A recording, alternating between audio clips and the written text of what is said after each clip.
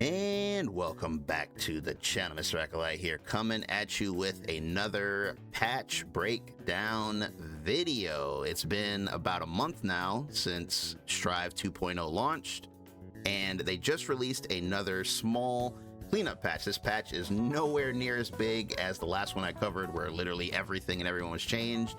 This is more of a cleanup patch, and I got a big clue right behind me as to why this patch was even made. There was one character that had a lot of people worried, and that's kind of the highlight of this patch, is to clean up probably one of the biggest problems that the patch had, on top of a few other smaller things. So in this video, as usual, we'll break down all the changes on the patch notes. That way you know exactly what's going on in the current version of the game. So let's not waste any time and jump right on into it.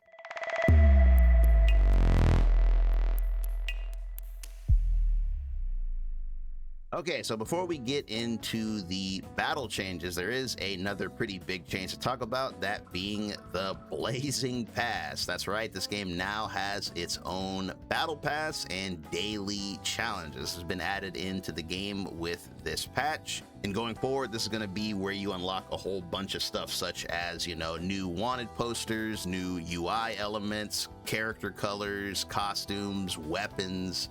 So basically all the new stuff that's coming to the game is basically going to come through the battle pass. We take a look here, we can see all the things that you have to unlock. So obviously there's two different versions. There is the normal, which is the gray, that they call it the standard, and then there is the paid, which is gold. So you can see all the stuff that you get, whether you're on the normal or the paid. So it looks like with the paid, you get all these cool little haunted colors. So these are pretty early on in the battle pass, and it looks like the very first one is going to be a short story. Short stories are something I'm personally very interested in, because, you know, it's going to give you more info into the lore, into the character, stuff like that. So that'll be pretty cool to see. And they even have new UIs. Man, that's still something I'm kind of getting used to, the fact that the game has new UI at all, and you're going to have even more customizable options. If we look at the challenges here, they're all pretty simple and straightforward. You can do them either in ranked or in a lobby match. None of them are really that demanding. You can see here, use a total of 2 overdrives. So yeah, just do 2 supers. Very, very simple. Hit with 10 normal moves or command normal. So basically put 10 buttons on an opponent. That's very, very easy. And then this one is hilarious. Defend with faultless defense once. So the game is literally trying to bribe people to block. That is probably the funniest thing I think I've ever seen. And there's also weekly challenges, which will obviously give you even more points. These are pretty simple too. Perform 1 homing jump, very, very easy. Use blue Roman cancel 5 times. I mean, 5 times in a week, that's literally nothing.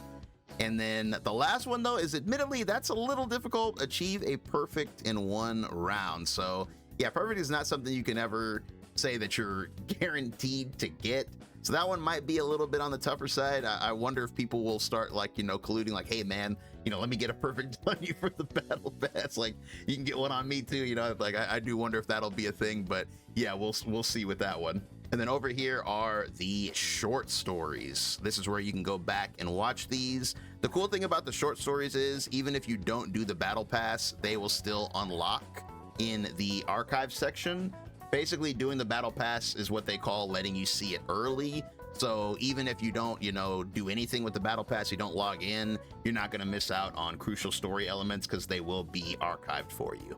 Okay, so the first battle-related change we're going to talk about is Counter Blitz. Counter Blitz is still the newest mechanic added to Guilty Gear Strive. It is basically Wild Assault's replacement. As of right now, it's not really seen as that strong of a technique, so the devs have given it a couple of small buffs to kind of help it have more of an identity. So the first one is pretty big.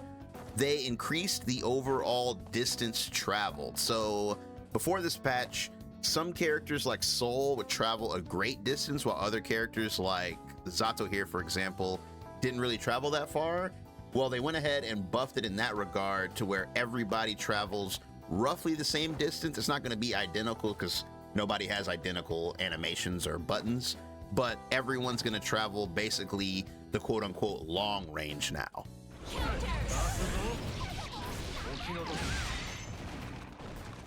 So definitely a bit further, so that will help get that wall break, which is pretty much the whole point of the mechanic. And speaking of wall breaks, that has also been buffed. Probably the biggest weakness of Counter Blitz was the fact that you could be pretty close to the wall, activate it, and not actually get the wall break, which felt very, very bad.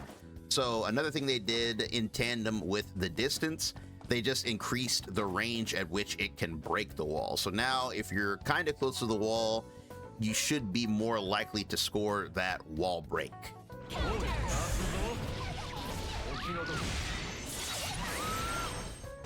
And lastly, they fixed a bug where sometimes when you broke the wall with Counter Blitz, you would still receive the tension penalty, which was very unfortunate because the whole point again is to break the wall without your super. That way you actually get all the benefits of the positive bonus. So now that all three of these things are combined, you should be able to break the wall consistently, get your positive bonus, and basically benefit from this mechanic. So with all these changes put together, Counter Blitz is definitely stronger than it was before. I'm not sure if it's still going to become something that people utilize a lot or not. As of right now, people don't really see this mechanic as worth half their burst. Again, that could change over time, but in my opinion, I do think it's in probably the best spot it can be.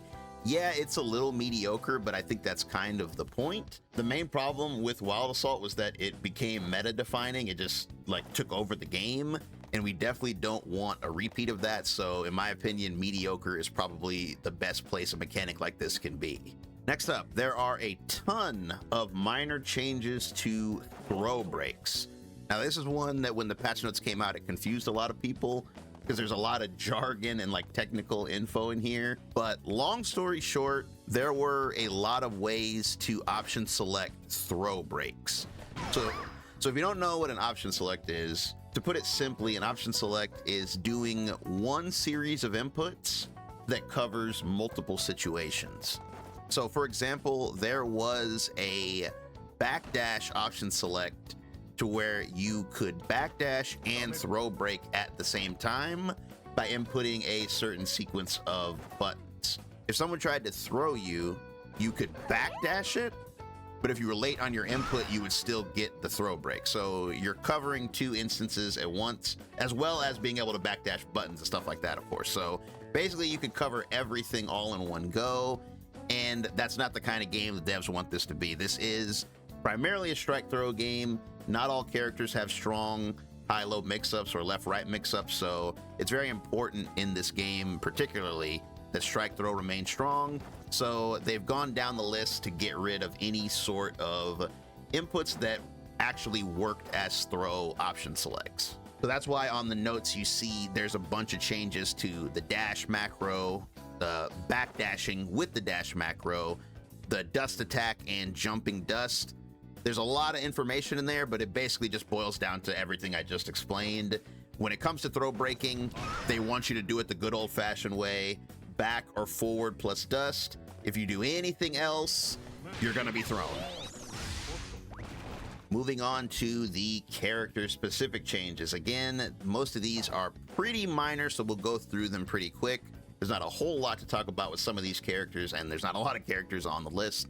So let's go ahead and start here with Milia. Milia's is very easy to explain. She got a change to the way Bad Moon works in the previous patch.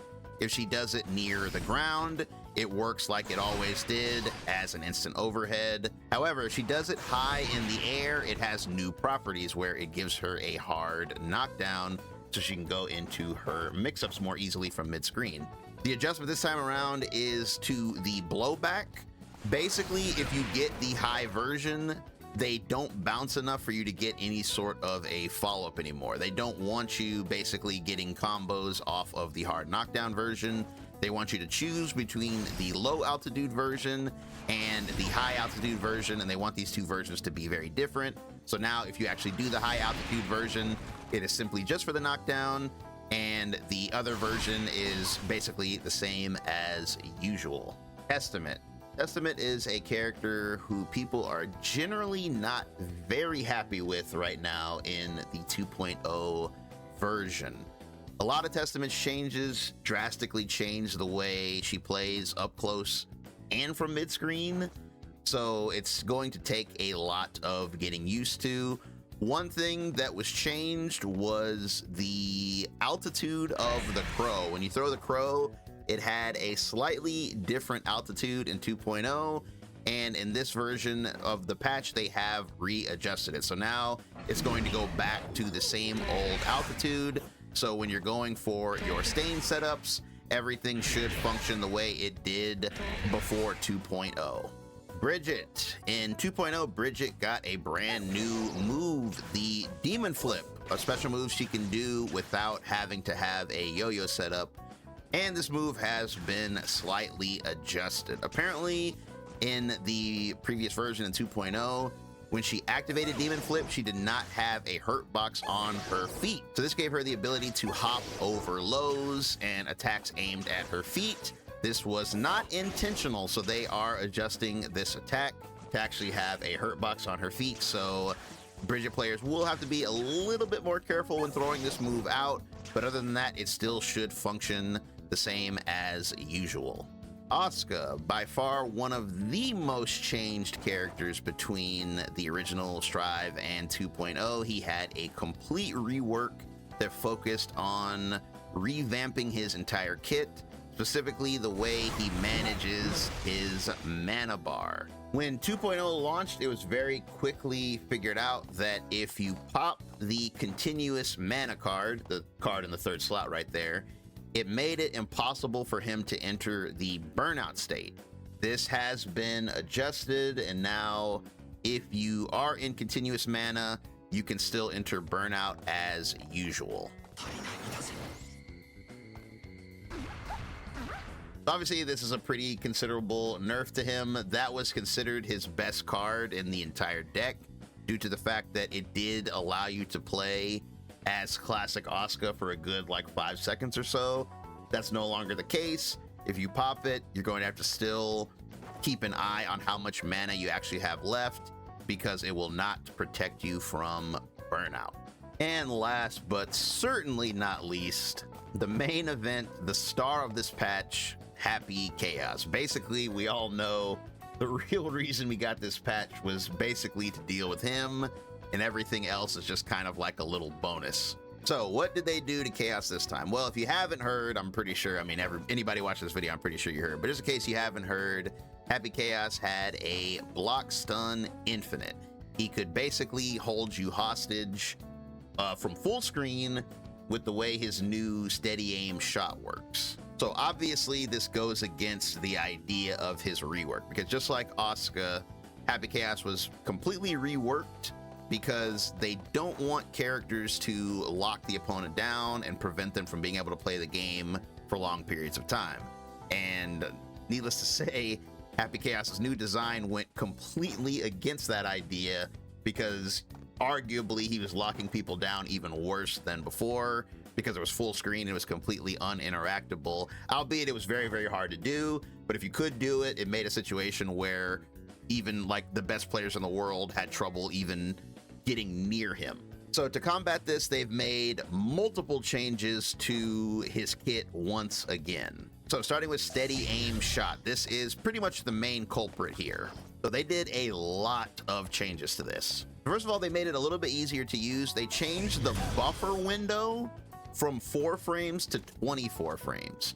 So now if you go into steady aim shot and you just hit H, he will shoot the gun once it's ready to be shot. So that'll make him a little bit easier to play, because that window was pretty strict before. Now, there are some caveats with that, however. If you do use the buffer here, if you use the 24 frame buffer, you are locked into that shot. So once I queue this up, I can no longer change my direction or change into a special move. Like you can see there, I tried to concentrate. I can't do it until afterwards. So basically, if you're gonna utilize this buffer window, it is a pretty big commitment. Now on to the nerfs. The actual lock-on window has become slower. It now takes an extra 5 frames for the focus shot to actually focus onto the opponent. This of course gives the opponent more time to move around, and it's going to be harder for Chaos to lock you down because it takes that much longer for him to actually be able to shoot you. And on top of that, even if you fire as fast as possible, the actual first shot is considerably slower. The first shot used to come out in 36 frames, it now comes out in 41. So again, with the reticle locking on slower and the actual shot being slower, it's going to be harder for him to just completely zone you out for free. Now, the actual shot itself has also been nerfed. They reduced the knockback. You can see here that Jam is barely moving when she gets shot, so the knockback has been reduced. Once again, combine that with the other things we talked about, and it makes his zoning a bit weaker. And lastly, probably the most impactful nerf of all of these is the nerf to his focus. So the biggest reason why he was able to do the block string infinite was because of the fact that he could constantly regenerate his focus in between shots. If you don't know how Chaos's focus works, every time he concentrates, it gives him a little bit of a buff. You can see how his bar looks like it is glowing now. To put it simply, while the bar is glowing, his shots basically cost less focus is the best way to think about it. However, now after the nerf, even if you concentrate beforehand, once you do 3 shots at a steady aim, you completely lose the buff. So because of the fact that your buff no longer lasts the full 5 seconds, it only lasts like 1 or 2 based on how fast you can do those 3 shots. It basically makes it much harder for him to zone you for long periods of time because his buff is constantly going away. So you would have to keep putting the buff back up as well as reloading, and there's just basically not enough time for you to keep doing both before the opponent is able to move in on you, especially with the changes to the way steady aim works, it being slower, it having less pushback. So all those things combined, having him have less access to his meter should actually fix the problem. Time will tell. I mean, Happy Chaos, he's just one of those characters that is so hard to actually nerf. On paper, this all seems like it should take care of the problem once and for all, and Chaos players can start looking for the best optimal way to play him in this current version. But who knows, maybe we'll be back here a week from now. Those Chaos players, they always seem to find another way to break the system. We'll see if this is just another one of those things. And with that, we have reached the end of this patch note breakdown video. Thanks so much for listening, guys. It looks like the devs are very serious about keeping this game balanced and keeping their vision clear, which I'm definitely happy about. Most of these changes here are just to keep the game more in line with the vision they had for 2.0. And they do say at the bottom of each character's changes that they're going to continue monitoring the battle situation closely. So this definitely won't be the last, cleanup patch we get. If any more problems spring up in the future, I'm sure they'll adjust it.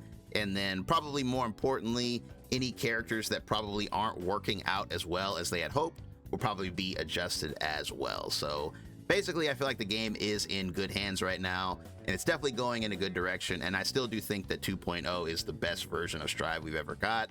I'm having a blast with it, and there's still more good stuff on the way. So yeah, definitely a good time to be a Guilty Gear fan. But with all that being said, that's going to do it for me. Once again, appreciate you guys watching. Consider leaving a like if you found this helpful. Want to see more from me? Check out any of the links in the description below. I got a lot of guides and match footage down there. I also stream most nights here on YouTube and Twitch if you want to come by. But with that being said, you guys have a good one, and I'll see you in the next one. Peace.